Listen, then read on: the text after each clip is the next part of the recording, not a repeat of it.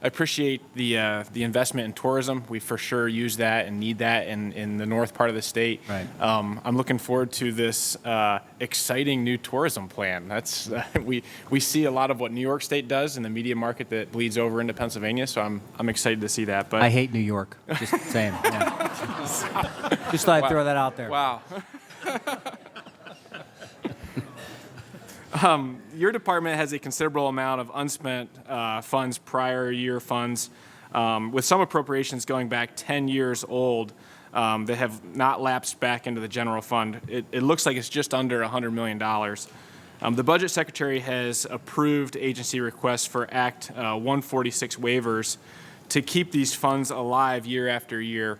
What projects are you still working on with these old dollars? So we are always going to have waiver funds. It's just the nature of our business. And a lot of the funds that we have are commitments that we've made through our governor's action team for job creation projects or things like that may take 2, 3, 4, sometimes even longer to get approved before the funds actually go out into some of those programs. We also have business parks and industrial parks that are being built and developed that might take, again, up to 5 years from when we make a commitment to when those funds are going out. Some of the older funds that we have are clawbacks. So they may be funds that we provided to a company based upon job creation of a certain amount, that job creation didn't materialize for one reason or another. The economy, the company, couldn't come through with the number of jobs for whatever reason, and we claw those funds back. And some of those funds are some of the older funds that you might see, and we put those monies into two places. One, they go back into the job creation programs that we fund, but we've also used some of that money. If you remember, I talked last year a little bit about this. We've used some of that clawback money for apprenticeship program, apprenticeships, and really apprenticeships kind of outside of what labor and industry does, so mostly for pre-apprenticeships and things like that aren't funded, through the federal programs.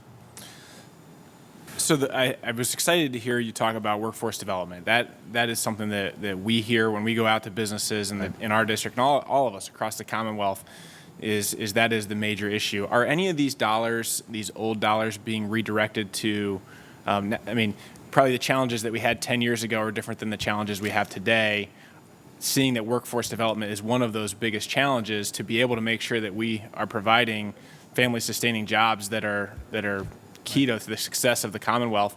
Are any of those dollars being redirected to workforce development, or could they be? Yeah, absolutely. Like I said, some of the clawbacks, some of the oldest money are really based upon clawbacks that are coming back into the department based upon jobs that are not created for certain commitments that were made by our department.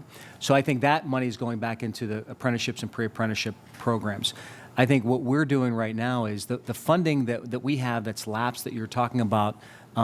Again, we can account for everything. These are for the most part commitments that we've made in programs that we have that are out there right now. So again, from a time we make a commitment to a company, they make their final decision to either come to Pennsylvania or expand in Pennsylvania, or an economic development organization makes the final commitments and buys the property, starts to develop the property. A lot of our funds are reimbursement funds. Until that time comes, you're going to see the lapses in some of our programs. So these are real commitments that we've made for real projects.